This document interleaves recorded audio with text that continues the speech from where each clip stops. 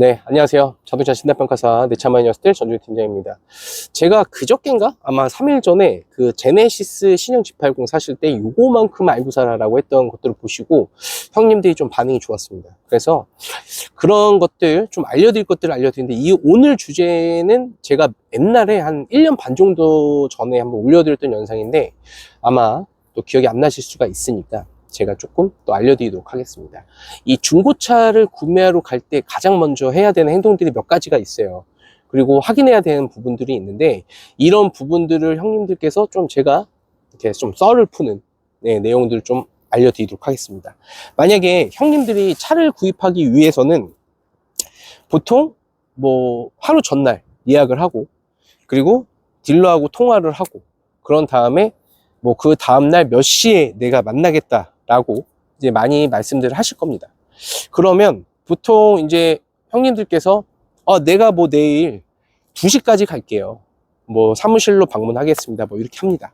근데 여기서 일단 꿀팁. 딜러를 만났을 때 형님들 무조건 사무실로 방문하세요. 이게 무슨 얘기냐? 만약에 딜러를 만났는데 명함을 주고받고 하잖아. 이 사람의 소속을 확인하는 거예요. 이 사람의 명함과 요 상사의 명함이 일치한지 안 하는지를 확인하라는 겁니다.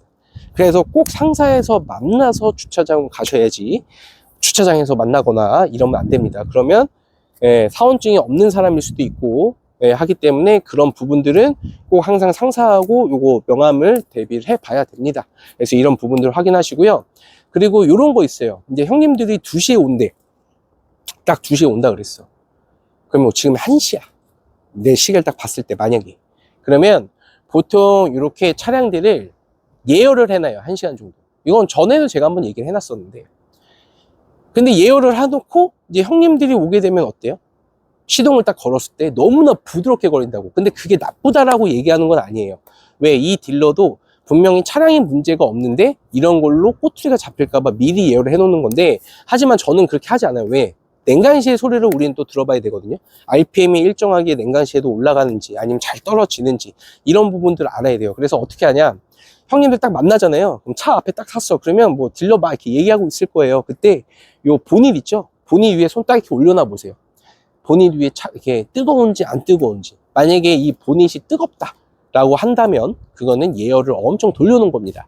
그래서 이런 부분들을 확인하셔도 굉장히 꿀팁 중에 하나일 수도 있어요. 근데 물론 그 딜러가 잘못됐다고 얘기하는 건 아니에요. 왜? 당연히 그분들도 차량을 관리하기 위해서 하는 거지만 조금이나마 우리가 이렇게 좀 알 수가 있다. 그쵸? 이런 부분들 확인하시면 좋으실 것 같고 그 다음에 이런 거 있습니다. 우리가 차량을 사러 갈 때 요즘에는 뭐 유튜브로도 많이 보고 앵카라든지 이런 걸 많이 봐서 차를 사가서 성능 기록부를 보면은 다 나와져 있죠. 근데 그런 걸 안 보고 또 방문하시는 형님들이 있잖아. 이 부분 하나 제가 좀 알려드릴게요. 자, 이제 보닛을 보통 이제 열잖아요. 근데 우리가 이제 무사고인지 아닌지를 알 수 있는 방법 중에 가장 빠른 방법 중에 하나가 이 보닛이에요. 이 보닛에 보면 제조사마다 요 마크들이 하나씩 다 들어갑니다. 뭐 배출가열 가는 표시표, 뭐 이런 부분들, 연도 표기 이런 것들이 다 있어요. 근데 이게 요게 붙어 있는 경우도 있고, 뭐 이쪽에 붙어 있는 경우도 있고, 저 옆에 붙어 있는 경우도 있습니다. 근데 만약에 이게 요런 마크가 보닛 어디에도 없어요. 만약에 없는데 이 차가 교환이다, 교환이 아니다, 이게 없는데 교환이 아니래. 그럼 그냥 이거 보닛 닫고 집에 가세요. 근데 삼성인가 어떤 데는 요 밑에 붙어 있는 경우도 있어. 그러니까 그거는 이제 볼트를 봐야 되는데 그 차를 빼고는 요 부분만 봐도 형님들은 이 차가 사고차인지 아니면 사고차라기는 그렇다. 좀 교환이 된 차량인지 아닌지를 알 수가 있습니다. 차라리 처음부터 교환이 된 걸 알고 왔다면 상관이 없겠죠. 그래서 이런 부분들. 그리고 이걸 또 사기치는 작자들이 있어요. 요거를 살짝 떼, 열로. 이거를 살짝 열로 떼서 교환하면서 다시 붙여놓은 데 있거든요. 근데 그거는 요 옆에만 살짝 뜯어보면 알 수 있어요. 이렇게 싹 안 붙어 있거든. 그래서 이런 부분들 봐주시면 좋아요. 그래서 이런 부분들만 알고 계셔도 나쁘진 않다. 그리고 보닛에 손 댔을 때 그런 부분들. 그리고 요거 하나 또 알려드릴까?